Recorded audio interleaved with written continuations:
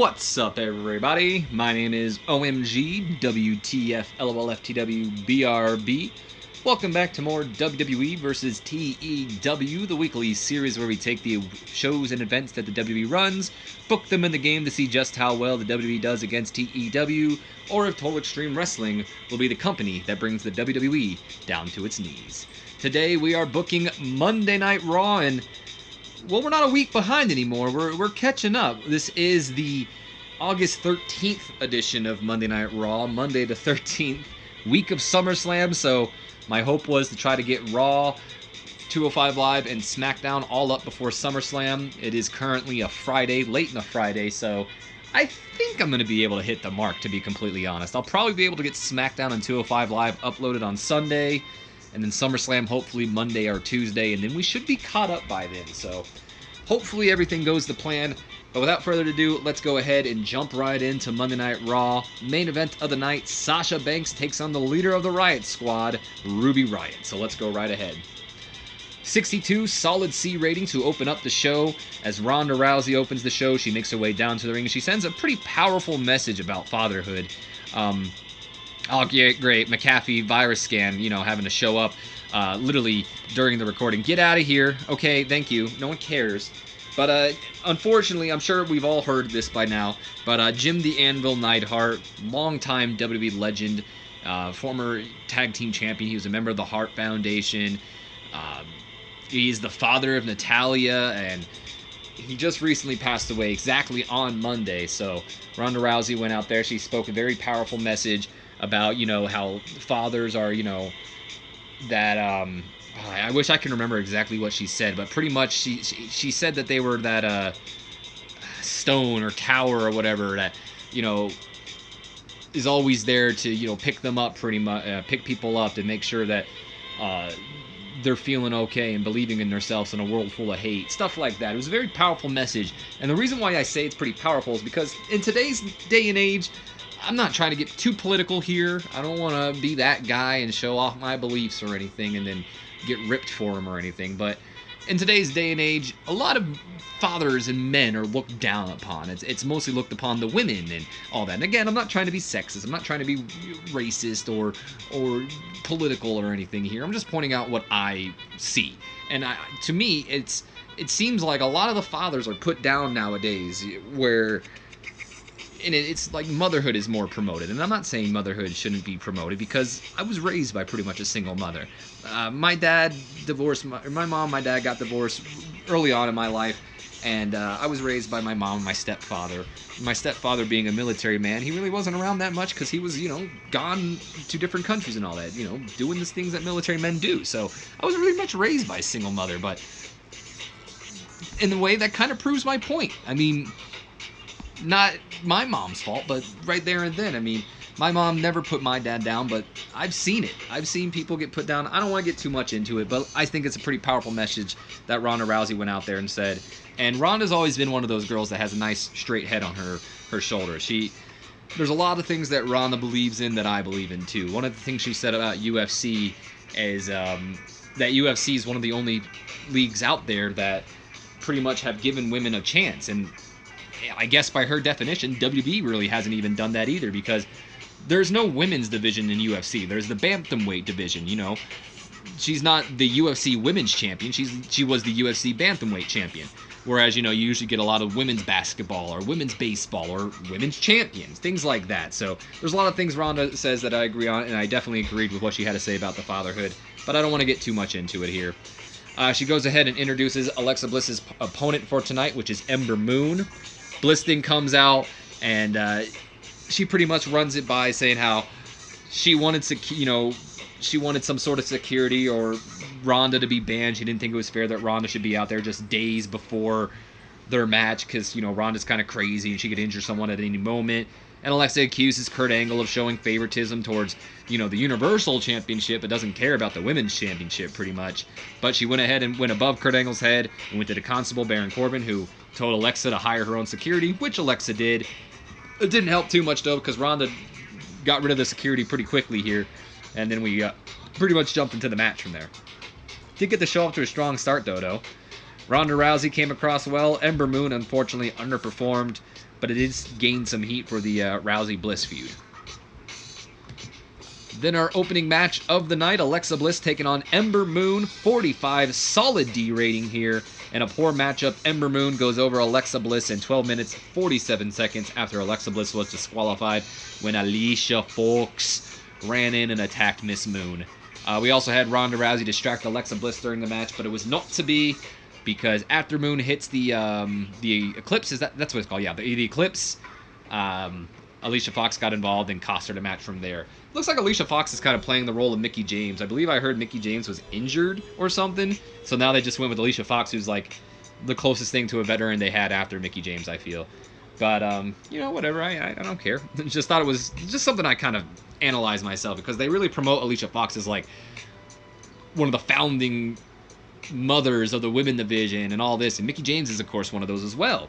And really, Alicia Fox is only considered that because she's been here for such a long time. I really want to consider Alicia Fox one of the founding women of the women's division. You know, she wasn't really a bright spot when it was, you know, a dark time. That's all I'm going to say.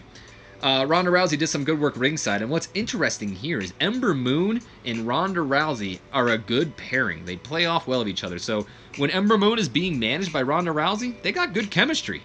I doubt it'll be a repeating theme, but hey, there you go. Alicia Fox also doing some good work ringside. Ember Moon with an in-ring performance of 40, actually outperforming the women's champion Alexa Bliss, who had a 39 in-ring performance. I wonder if Ronda helped at all with that. It did lose heat for the feud, unfortunately, but I guess that's okay.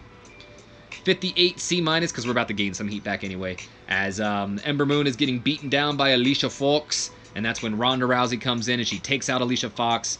Alexa Bliss is just cowering on the outside as Ronda just tossing Fox around, and Fox apparently is working with an injured shoulder. I say injured with air quotations right now as well. But, yeah, she was just tossing Fox around. Ronda looks like a beast in there. Like, I don't care what anyone says. Ronda Rousey is freaking amazing. She might be the best female on the roster today. She might be. Some may argue Charlotte. Some may argue Sasha Banks, Bayley, all of them. But those girls have years of experience. This girl has no experience except for the little bit she already has. She has no years. This is her first year into the business, and she's already killing it. She's already killing it. Ronda Rousey, in my opinion, probably the best female on the roster. If not right now, my prediction is she will be. Mark my words. Gain some heat for the Rousey-Bliss feud. Some much-needed heat as we head into SummerSlam. 45 solid D rating as we hype up the Intercontinental Championship contract signing that'll take place later on tonight. And of course, the Triple Threat Tag Team title match that'll take place later on tonight. The B Team defending their titles against the Leaders of Worlds and the Revival. Let's get out of here. 77 solid B as we get a recap of the Brock Lesnar situation. Just showing off everything we've seen from him put his hands on Paul Heyman and Kurt Angle to the interview with Paul Heyman. Stuff like that. Everything that's pretty much just happened so far. 60 solid C as we hype up that there's big stakes for the big dog tonight, whatever the hell that means. 64 solid C rating as Kurt Angle and the Constable, Baron Corbin, kind of butt heads because Baron Corbin went over Kurt's head and apparently went to Stephanie with a match idea that she approved. And then that's when Dolph Ziggler and Drew McIntyre walk in when Baron Corbin walks out, and they pretty much are wondering where Seth Rollins is because they've got a contract to sign and there's no sign of Seth Rollins. Kurt Angle promises Rollins will be here, and Ziggler's like, well, yeah, but if he doesn't show up, then I guess we won't have this match on at SummerSlam pretty much. And while they're waiting, Ziggler requests to look over the contract. I don't think that happened yet, but that happens a little bit later, so we'll get to that when we get to that. All right, 56, or excuse me, that's an 8. 58 C- rating. Oops, forgot to take Fandango off of Corbin. That's unfortunate. Oh, I forgot to mention this. I'll mention it when we get to it, but I'm jumping ahead of myself. 58 C- rating here in an extremely short match. The Constable, Baron Corbin, goes over Tyler Breeze in 5 minutes, 26 seconds with the End of Days. Actually, he hit the deep 6 to get this win. But apparently, from what we just heard from Corbin and Angle, this is what Corbin was talking about when he said that Stephanie approved the match. Apparently, Corbin got a match approved with him and Tyler Breeze, and also Finn Balor will be in action. Both stars are in action before their SummerSlam match. So Fandango doing some good work ringside, despite the fact that he wasn't supposed to be at ringside, so that's my bad. Interesting enough here, Constable Baron Corbin and Tyler Breeze have pretty good chemistry, and it lifted the match. Now, why I say that's interesting is not only because, well, it's interesting, but because if you watch the match on Monday Night Raw, I'd argue that they probably don't have good chemistry. I'd say that that match was pretty awkward and sloppy at times.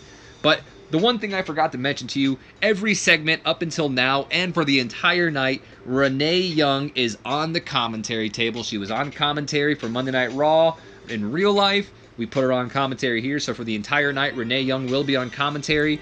And apparently, she has pretty good chemistry with Michael Cole. That's awesome. My worry was that there was going to be negative chemistry for some reason, but we got pretty good chemistry. Also, I did go ahead and up Renee's stats probably a little bit. In my opinion, Renee Young is an excellent color commentator. If you ever watched her work on NXT, you know that. Hell, if you watch Monday Night Raw, you know that. Renee Young fits in. She's a lot better than Byron Saxton. She's a lot better than Jonathan Coachman. I'd argue she's better than Tom Phillips. I'd argue she might be better than Michael Cole. But Cole's been doing this for so long, so maybe I wouldn't. Constable Baron Corbin with an in-ring performance of a 58. Tyler Breeze with a 44. And the Constable is improving in performance as well. Afterwards, Constable Baron Corbin picks up the mic to get a 72 B- rating. He goes ahead and introduces Finn Balor's opponents. And first opponent, and I say opponents because we'll find out there's more than one. But he introduces the first opponent, which is Jinder Mahal, and then his second opponent, his good friend, Kevin Owens. So Finn Balor forced to compete in a 2-on-1 handicap that apparently Stephanie McMahon approved. But Kurt Angle's not having it. The GM makes his way down to the ring, and even though he can't cancel this match because Stephanie made it, he can add to it, and it's no longer going to be a handicap match. It's going to be a tag team match, player, because Jinder Mahal and Kevin Owens will face off against Finn Balor and his partner, Mr. Monster in the Bank, Braun Strowman.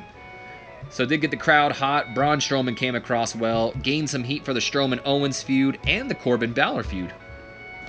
No worker improvements, though. Alright. We jump into the match itself. It gets a 74 B- rating here.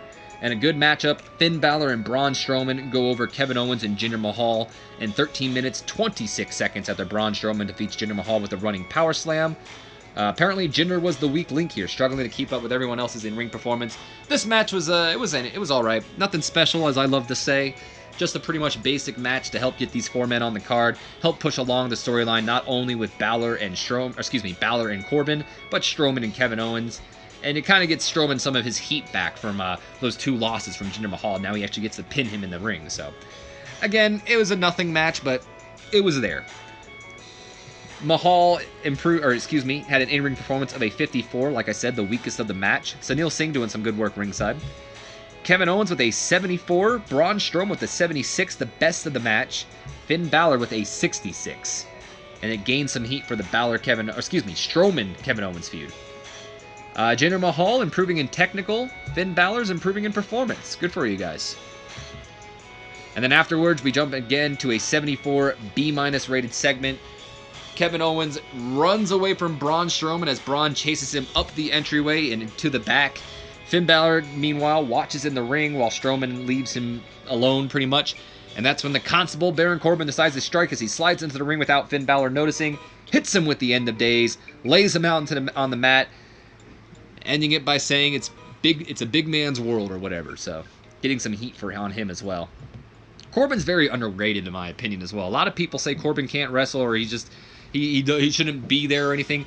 I disagree. I've always liked Corbin, even in his NXT days. I loved his Indie Taker gimmick. I thought he could have been a good mid-card champion on SmackDown. Maybe not a world champion competitor, but a mid-card champion I felt he would have been fine. And I'm currently enjoying his role as the Constable right now. I think Baron Corbin is going to go a long way. Do I think he'll be a world champion? That's a maybe, but I think there's a possibility that he could become a world champion. 49 D+ rating as we hype up the big stakes for the big dog. Again, whatever that means. Alongside the Intercontinental Championship contract signing between Seth Rollins and Dolph Ziggler. And I didn't type it in here, but the tag team title match was also hyped, of course, featuring the B Team, the Revival, and the Leaders of Worlds. 68 C+ rating as Kurt calls Seth Rollins, but still no answer. And that's when Ziggler and McIntyre, as I mentioned a little bit earlier in the video, approach Kurt, wondering where Seth is. Seth's still not here, so they kind of say, well, you know what happens if Seth doesn't show up, but they want to look over a contract. Dolph notices a little thing in the contract saying something about Seth having someone in his corner. Kurt explains that he has to put that in there if Drew's going to be in Dolph's corner. Seth is allowed to have someone in his corner, but if Dolph wants him to take it out, Drew can't accompany Seth. Or excuse me, Drew can't accompany Dolph, and Dolph's like, you know what, no, leave it in there, that's fine. And they're going to go ahead and look it over while Kurt kind of smiles as they walk off. And that smile might mean something. We'll have to see if it means something a little bit later. If you watch Raw, you know what I mean. In fact, if you're a wrestling fan, you probably already know what I mean, because I'm sure it was hyped up. Bobby Lashley should have been on screen for this, so this was my bad. But Bobby Lashley warming up backstage. Good for him. This is... okay. I mean, it didn't do good, but it did better than I thought it was. I was expecting a D rating, or one of those at least. 54 C- rating as Elias comes out to confront his biggest fan, Ricky Roberts, a country singer down here in the Greensboro, North Carolina, I believe. Elias confronts him. He pretty much says, you know what, I'll teach you everything I know, or whatever he says. I don't really remember off the top of my head. All you got to do is beat Bobby Lashley. That's when Bobby Lashley comes down to the ring. We are about to have a match, it looks like, but Ricky Roberts decides to hit Lashley with his guitar. That ends up being a mistake because Lashley just kind of no-sells it, beats down on Ricky Roberts, and ends the segment looking tall, pretty much. Elias getting better at his gimmick. Ricky Roberts not looking good in this segment. Doesn't surprise me. It did lose heat for the feud. By the way, that is definitely not Ricky Roberts. I should have waited a second when I hired this guy, because Ricky Roberts is a lot younger than this guy and has hair. But from afar, this guy looked kind of older, and it looked like he didn't have hair. So that's why I hired this dude. But, nope, I was wrong. So, anyway, Ricky Roberts is played by a guy named George South, in case any of you guys were wondering.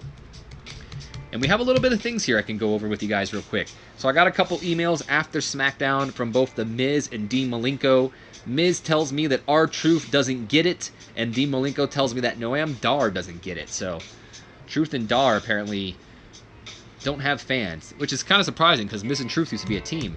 And then another thing on the homepage, the TotalExtremeWrestling.com thing, Rusev has apparently recently been telling friends that eventually he would like to try expanding his horizons and working in more foreign places. It is said that he's very open to interest from other promotions around the world, and basically all that means is he's able to work in more areas right now. Also, we went ahead and hired Sean Maluda, so he is now on the 205 Live.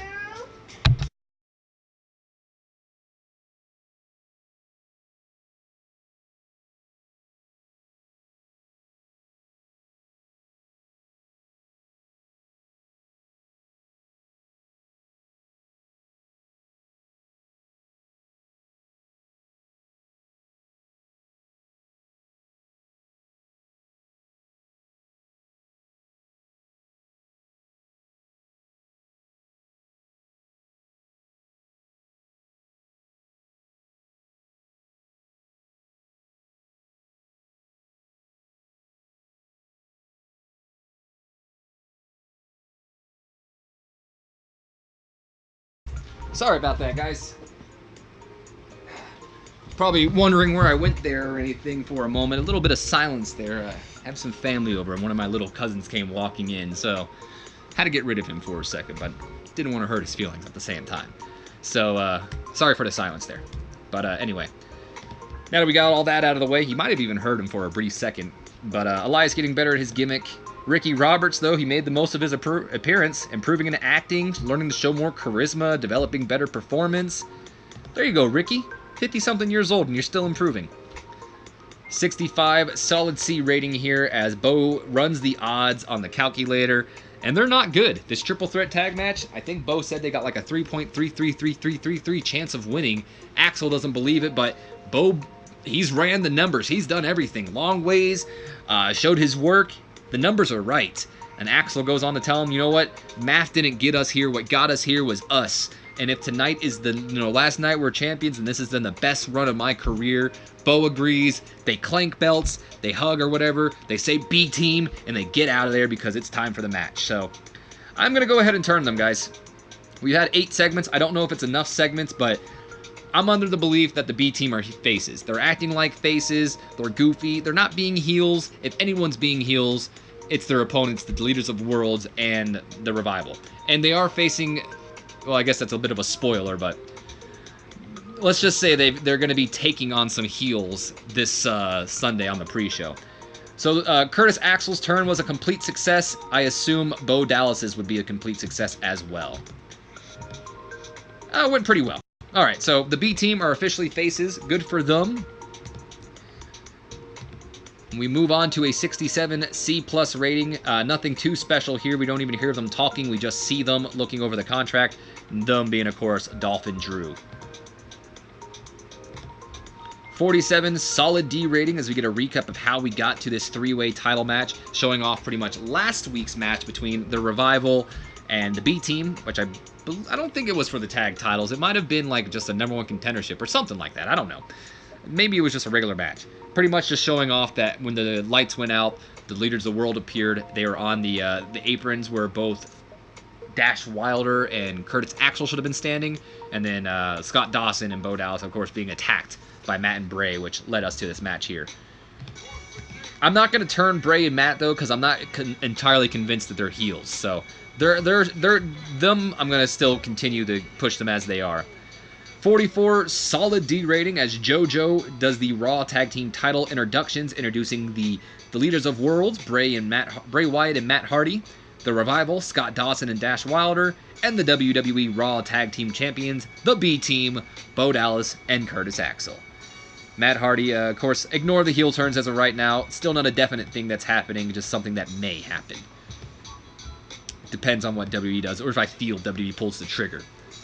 Alright, tag team titles are on the line in a triple threat tag team matchup here. 58 C- rating for the match, and about that had decent wrestling, but not much weighing heat. The B team goes over to Leaders of World and the Revival in 9 minutes, 46 seconds after Curtis Axel defeats Bray Wyatt with the perfect plex. Not really. What really happened was the Revival ends up hitting the Shatter Machine on Bray Wyatt, but Curtis Axel was the legal man, so he pushed out Dash Wilder, who I believe hit the Shatter Machine, or Dawson, it doesn't matter who. He pushed either one of the Revival members out, covered Bray for his own good, and won the match for the B team, retaining the titles. So they make their second defense of the Raw Tag Team titles. Bray Wyatt with an in-ring performance of a 58. Looks like he was the best of the match. Matt Hardy with a 48. Dash Wilder with a 45. Looks like he was tied for the weakest of the match alongside Bo Dallas. Scott Dawson with a 46. And Curtis Axel with a 49. So there you have that. Gained some heat for the title feud, though. No worker improvements, though. 100 A-star rating as we get Big Break John. Pointless break with John Cena. Bah, bah, bah, bah. Thank you, John. 53 C- rating as Roman Reigns is here. He has a little bit of a run-in with the B team backstage as he makes his way, I guess, towards the entryway. B team are celebrating. Don't sleep on the B team. That's what they tell Roman Reigns. 71 B- rating as Dolph and Drew come back in. Still wondering where Seth is, but still no sign of Seth Rollins. Kurt Angle assures them that Seth is going to be here. And Dolph and Drew, they looked over the contract. I think this is where Dolph found the part where the Seth being allowed to have a manager or something and called Kurt out on it. But then Kurt, of course, explained it over to him, saying, like, I have to put that in, or Drew can't come to your side. So that's what left Dolph saying, no, it's okay. We're fine with it. Contract's okay. So I think that's when that happened. 85 B+ rating. This does really good. 85 B+ rating here. I hope you guys didn't hear that. Roman Reigns comes down to the ring. He talks his trash. Normal talking from Roman Reigns. I don't even really remember what he said. I think he was talking about how he's sick of Brock Lesnar pretty much disrespecting the family the business that he was built on, pretty much, that his family built into him. That's when Paul Heyman comes out, and he comes out with an offer to Roman Reigns. He says that there was a but when he was talking to Renee Young last week about if Roman Reigns can beat Brock Lesnar, and that but was if Roman Reigns became a Paul Heyman guy practically, and Heyman spilled all of Brock Lesnar's secrets. Roman Reigns isn't having any of this, which kind of pisses Paul Heyman off, and Roman Reigns brings up something about how his father, told him to watch out for sharks like him, and especially the sharks that are drowning, and Heyman is drowning. Heyman brings up the fact that, you know what, his father, not Paul Heyman's father, but Roman Reigns' father also taught him something, and he says something in Samoan, which kind of shocks Roman, because he's like, really, he taught you that? And Heyman's like, yeah, he taught me that, because I'm family, you know? And he just tells Roman, you know, look, I'm going to give you a contract that I have written up already. You don't have to sign it. Don't give me your answer right now. Give me your answer on Sunday. And, seems like Roman might be considering it for a brief moment, and Paul Heyman goes to shake his hand, but instead of shaking Roman's hand, he sprays some sort of pepper spray in his face, blinding Roman temporarily, and that leads to the Universal Champion Brock Lesnar making his Monday Night Raw appearance, I guess. I almost said return, but he was back a little bit ago. He comes down to the ring, takes out a blinded Roman Reigns, beating him down, leaving him in the ring alone, as it seems like him and Paul Heyman are still on good terms, and this has been a whole ruse the entire time, an elaborate ruse. And I gotta say, I mentioned in the past couple episodes that I've actually kind of enjoyed the build to this. This part, it's whatever. It's there. I felt like maybe they should have left it a little open out there, that maybe Heyman was gonna be with Roman Reigns or something on SummerSlam. A little bit more excitement that, hey, you know, maybe this is it. Maybe Roman's going to turn heel and he's going to join Paul Heyman or something like that, you know? But no, they gave it away right away, so that's kind of my complaint about this. I felt there's a lot more storyline potential if you would have left it more of a mystery than not, but whatever. Roman Reigns was very underwhelming. Huh, that's a surprise. Brock Lesnar was fantastic, though. It gained some heat for the feud, so all in all, good stuff, I guess. Okay, 53 C- rating here in an extremely short matchup. Bobby Roode and Titus Worldwide go over Mojo Rawley and the Authors of Pain in 3 minutes 29 seconds after Bobby Roode hits the glorious DDT on Mojo Rawley for the pin. Roode carried the match in terms of in-ring performance. Akam really off his game, and apparently he's got a gimmick that's going stale, so we gotta fix that. Akam gimmick. I know it's spelled wrong, but I don't care. Apollo Crews with an in-ring performance of a 43. Titus O'Neil with a 41. Bobby Roode with a 55, so of course he was the best of the match. Razor with a 40. Akam with a 37, so he was the worst of the match. Mojo Rawley with a 42. Gained some heat for the Titus Worldwide Authors of Pain feud, and just advanced the Mojo Rawley Bobby Roode feud. Solid 60 C rating, as once again the Intercontinental Championship contract signing is hyped between Seth Rollins and Dolph Ziggler. That, of course, being if Seth Rollins even gets here. 68 C+ rating, as we see Roman Reigns backstage in the doctor's office getting checked on, while Kurt Angle's there checking on him as well.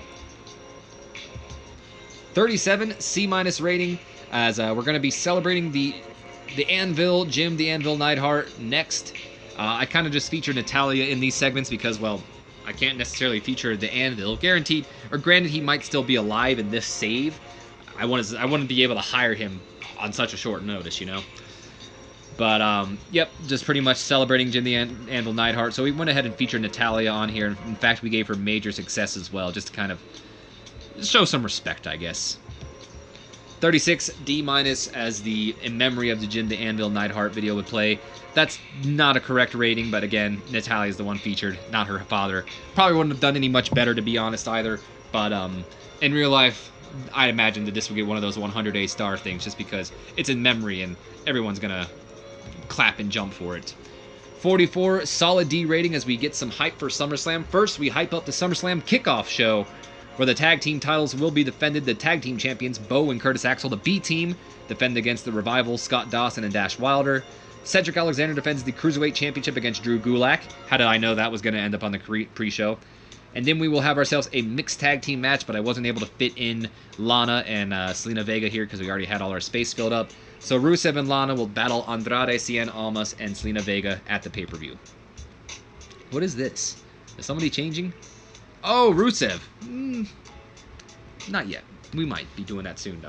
Depending. If we do it at all. More hype for SummerSlam or for SummerSlam, I should say. Solid 60 C as we hype up the Universal Championship between Brock Lesnar and Roman Reigns. The SmackDown Women's Championship between Carmella and Charlotte Flair. Oh, and Becky Lynch. I keep forgetting it's a triple threat match. And then, of course, the Money in the Bank briefcase is on the line between Braun Strowman and Kevin Owens.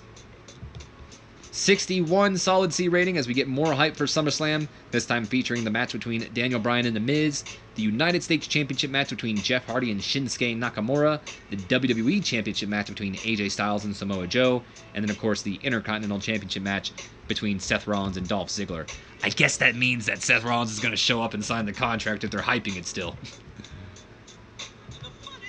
And then finally, our final of the SummerSlam hypes here. We hype up the Constable, Baron Corbin, taking on Finn Balor, and then the SmackDown tag team titles are on the line as the New Day, Big E, Xavier Woods, and or Kofi Kingston will battle the Bludgeon Brothers, Harper and Rowan.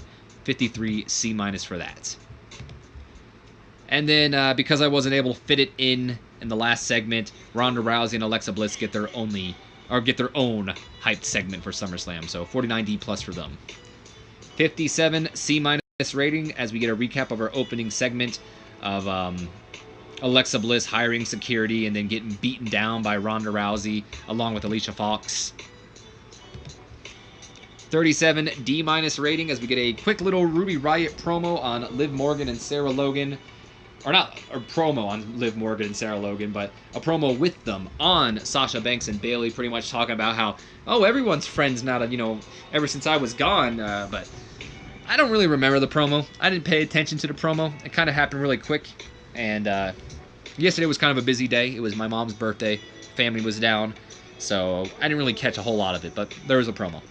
Lost heat for the feud between the Boss and Hug Connection and the Riot Squad. I went ahead and just changed the Bayley-Sasha feud into this feud because... And I ended the heel turns for Bayley and Sasha because I doubt it's happening. And if it is, I blame WWE and their bad booking. But we went ahead and just started a storyline between the Riot Squad and the Boss and Hug Connection because it seems like that's where we're going. So we have our matchup. I believe this is the main event of the night. So main event time, 47 solid D rating here. And a poor matchup, Ruby Riott goes over Sasha Banks in 8 minutes, 29 seconds with the Heidi Ho. Maybe it's the Riot Kick, I don't know. Maybe that's what Heidi Ho is. After a distraction from Bayley, also Liv Morgan run in and attacked Banks, which kind of led to the distraction. But we'll get to that in just a moment. So Sasha Banks seemed off her game. Bayley doing some good work ringside despite the fact that her and Bayley are an awkward pairing and have no chemistry whatsoever when being managed. That's interesting. Ruby Riott really off her game as well. Come on, guys. You're in the main event. Sarah Logan doing some good work ringside. Sasha Banks with an in-ring performance of a 45, 10 points better than Ruby Riott's 35. Very disappointed. Both you guys off your game. Match pretty much ended when Liv Morgan got involved, and then Bayley took exception to it and went after Liv. Liv didn't, I believe she pushed Bayley into the corner or something like that. I don't know. Sasha was distracted by Bayley for just a brief moment there, which allowed Ruby Riott to hit her with the Riot Kick, I think. I don't even remember. Pinner, 1, 2, 3. Ruby wins. Also, Ruby's improving in technical and performance skills, so good for her. 71 B- rating, as there still is no sign of Seth Rollins' arrival, as Kurt Angle and the Constable Baron Corbin just begin to make their way down to the ring, pretty much. 55. I don't know where that 8 came from. 55 C- rating, as the Intercontinental title contract signing is next. And 74 B- for the contract signing, as Kurt Angle comes out. He starts it off pretty much by talking trash about Brock Lesnar, calling him the worst champion ever. And that's when Seth Rollins comes out and, puts over, Kurt made the announcement that he's not going to suspend Lesnar or, strip him of the title, that he just wants Roman Reigns to beat his ass. That's when Dolph and Co. come out, and Dolph brings up the fact that Kurt can't afford to have the Universal Championship match taken off the card because he's already got one title match taken off the card since Seth Rollins decided not to show up. Dolph Ziggler goes ahead and, he doesn't sign the contract right away, but he accuses Kurt of kind of stalling, I guess, here, before cutting a pretty passionate promo against the crowd, saying how, before Seth Rollins was burning it down, he was stealing the show, and they all turned on him, just like they'll turn on Seth, and they'll turn on everybody, and he can't stand the fans and all this stuff. And how, nobody in the back cares anymore, and how Dolph and Drew actually admire Seth Rollins. They admire him because he is a workhorse, and that he forced Dolph and Drew to work harder. Eventually, Dolph goes ahead and signs the contract, and he hands it over to Kurt and says, all right, well, here's your contract. go ahead and announce it as a forfeit since Seth Rollins didn't show up. But that's when Seth Rollins does show up. His music hits, and out comes the former Intercontinental Champion, who announces he's sorry he was late, but he wanted to wait until Dolph Ziggler actually signed the contract, because while,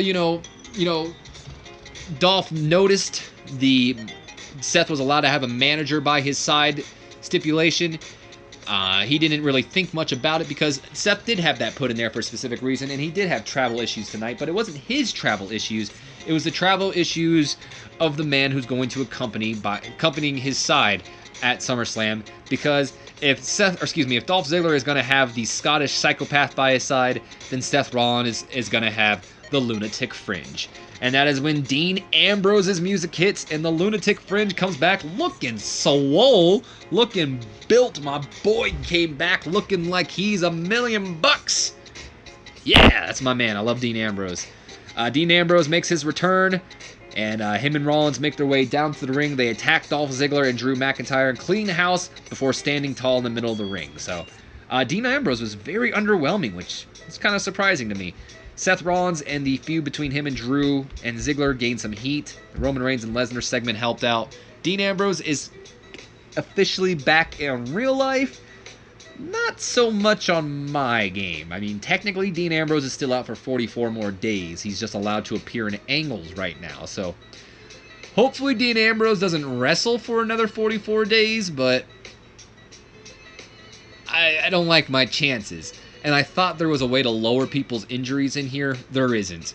The injury edit thing on the game edit screen, or whatever you want to call it, isn't for editing people's injuries. It's just for editing the actual injuries that people suffer. So, yeah. I'm not able to edit Ambrose's injury, so hopefully he doesn't compete before he returns. If he does compete, I'll have to get someone to fake be Dean Ambrose, like I did with Apollo Crews early on. But you guys weren't supposed to know that. But anyway, Dean Ambrose is back. He'll be in Seth Rollins' corner. And that ends the show. Seth Rollins learning to show more charisma. We end off the show. What do we get? Okay. I was going to say, did I press the button? 79 solid B rating for the go-home show from Monday Night Raw, increasing our popularity in 27 regions.